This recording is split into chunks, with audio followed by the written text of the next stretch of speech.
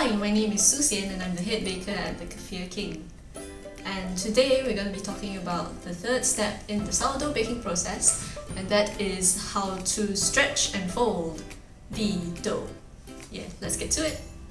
Okay, so the reason why we have to do this stretch and fold process is because we actually need to strengthen the gluten in the bread. And why do we need this strength? Because as your starter starts to activate and starts to eat its way through the dough, it will start to release air, and it will cause your dough to expand and have that lovely bubbly texture. But your dough actually needs to have that gluten structure in order to be able to hold all that air together and not just collapse. So that's why you actually need to do this stretch and fold process, that is to strengthen your dough.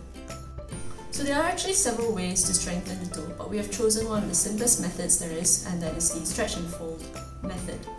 You start this process basically by taking one end of the dough and stretching it out, and then folding it across to the other end. And then you turn the bowl a bit, take another end of the dough, stretch and fold. And repeat that until you've done about 20 times all around and the dough is nice and folded. And then you leave it aside for another 20 minutes, and you repeat this process for about 3 to 5 times. And you only have to do 20 folds on the first stretch and fold part. The subsequent second, third, fourth or fifth times, all you have to do is just about 10 stretch and folds, and that will be enough.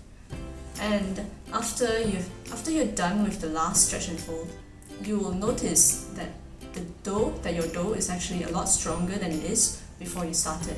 And how can you tell when it's strong enough? You can tell using this test called the window pane test. And all you have to do is to take a small section of your dough, stretch it out gently with your fingers, try not to tear it, and if you can stretch the dough until it becomes like semi-transparent, translucent, and you can see the light through it, without the dough tearing or breaking into small holes, then you'll know that your gluten structure has been developed enough. So that's the window pane test, and after you're done with your last stretch and fold, you just have to leave the dough aside for an extra about 3 hours to ferment and let the dough fully aerate before you move on to the next step. Thank you for watching. We'll be uploading the next video soon, and subscribe if you want updates. So if you're Malaysian and you'd like to give our bread a try, you can find us in the link in the description below.